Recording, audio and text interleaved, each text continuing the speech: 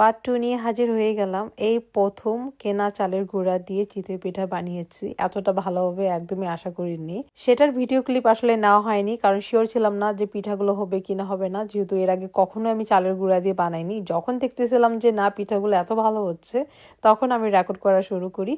আর এইদিকে দুধ চিতইয়ের জন্য আমি প্রিপারেশন নিচ্ছি। দুধের অ্যামাউন্টটা এক্স্যাক্টলি মনে নাই, আই থিঙ্ক 1 লিটারের উপরে হবে। এটাকে আমি জাল দিয়ে দিয়ে ঘন করছি। আর এদিকে আমি গুড়টাকেও মেল্ট করে নিচ্ছি, যেহেতু গুড়টা আমার ফ্রোজেন করে রেখেছিলাম। আজকে দুধ চিতইয়ের জন্য আমি অর্গানিক যে মিল্কটা আছে সেটা ইউজ করতেছি। এই কারণে প্রচুর পরিমাণ সর পড়ছে, আর এটার কারণে দুধ চিতইটা খেতে অসম্ভব মজার ছিল। পুরাই মনে হচ্ছিল যে একদম মানে মালাই। এদিকে গুড়টা মেল্ট হয়ে গেছে, একটু ঠান্ডা হওয়ার জন্য ওয়েট করতেছি। অনেক জায়গায় শুনছি যদি গুড় যদি ভালো না হয় তা না হলে কিন্তু দুধ নাকি ফেটে যায়।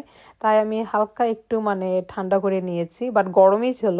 আলহামদুলিল্লাহ দুধের কোনো ধরনের প্রবলেম হয় নাই, খুব সুন্দরভাবে এখন আমি মিক্স করে নিচ্ছি দুধের সাথে। আর এদিকে আমি এখন গরম গরম চিতই পিঠাগুলো ভাজবো, আর এই গরম দুধের মধ্যে আমি অ্যাড করব। আর দুধের চুলাটাকে কিন্তু আমি অফ করে দিইনি, একদম লোতে রেখেছি। কেনা চালের গুঁড়াটা দিয়ে আমি যেভাবে চিতই পিঠা বানিয়েছিলাম, ফার্স্ট আমি পরিমাণ মতো করে চালের গুঁড়া নিয়ে নিয়েছিলাম। তারপর তারপর আমি এখানে গরম পানি নিয়েছি, মানে একদমও গরম না আবার কুসুম গরমও না, মানে আঙ্গুল দেওয়া যায়, মানে সহ্য করা যায় ওরকম গরম ছিল। একদম বেশি গরম নেওয়া যাবে না, তা না হলে কিন্তু চালটা কিন্তু একদম মানে কুক হয়ে যাবে। তো আমি অল্প অল্প করে আমি পানি নিচ্ছিলাম, আর চালের গুঁড়োটাকে আমি খুব ভালো করে মিক্স করতেছিলাম। মানে 2-3 মিনিট আমি হাত দিয়ে খুব ভালোভাবে মিক্স করছি। তারপর যেটা আমি করছি, যেটা হ্যান্ড ব্লেন্ডার আছে না, সেটা দিয়ে মানে কাজ একদম ভালো হয়েছে। সেটা দিয়ে আমি খুব ভালোভাবে ব্লেন্ড করছি, লাইক 2-3 মিনিট, একদম স্মুথ হয়ে গেছে। তারপর আমি ওখানে অল্প একটু বেকিং পাউডার আর স্বাদ মতো লবণ দিয়েছি, আর কিচ্ছু না। যে দেখেন পিঠাগুলো কি সুন্দর হয়েছে, প্রত্যেকটা পিঠাই কিন্তু অনেক সুন্দর হয়েছে। বাট যেটা আমি বাসমতি রাইস দিয়ে করছিলাম ওই পিঠাগুলো একটু বেশি ফুলকো হয়েছিল, বাট আমি ততটা একদমই তফাৎ দেখতেছি না। আমি নিজেও অবাক হয়ে গেছি, কারণ আমি এর আগে কখনো করি নাই। আপনারা যদি চান আমাকে কমেন্ট করবেন, তাহলে আমি কিভাবে চালের গুঁড়া দিয়ে চিতই পিঠা বানিয়েছিলাম এটার একটা ভিডিও করার ট্রাই করব। এই জন্য আমাকে বেশি বেশি করে কমেন্ট করতে লাগবে। এখন যদি আমি কেনা চালের গুঁড়া আর বাসমতি চাল দিয়ে যেটা আমি করেছিলাম, দুটার মধ্যে যদি আমি কম্পেয়ার করি, আমার কাছে বাসমতি রাইস দিয়ে যেটা আমি করেছিলাম, সারা রাত ভিজিয়ে রেখেছিলাম, সেটার পিঠাটা খেতে বেশি ভালো লেগেছে।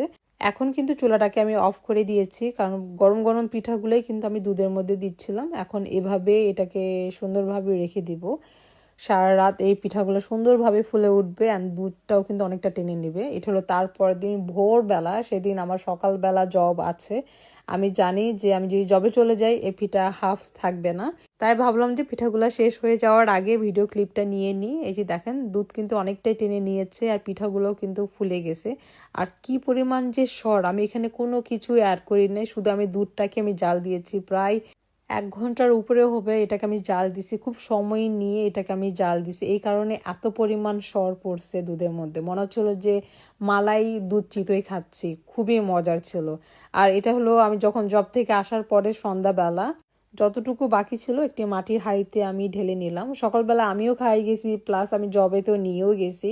আর ওই দিন আসলে আমি দুধ চিতই অত বেশি বানাই নাই, নর্মালি আসলে এত বেশি বানাই না, যেহেতু আমরা মানুষ 2 জন। আর এটা এখন আমি রাতের ডিনার হিসেবে সার্ভ করতেছি, এখন খাবো, কারণ এত বেশি মজা ছিল। আর সুইটটা ছিল একদমই পারফেক্ট।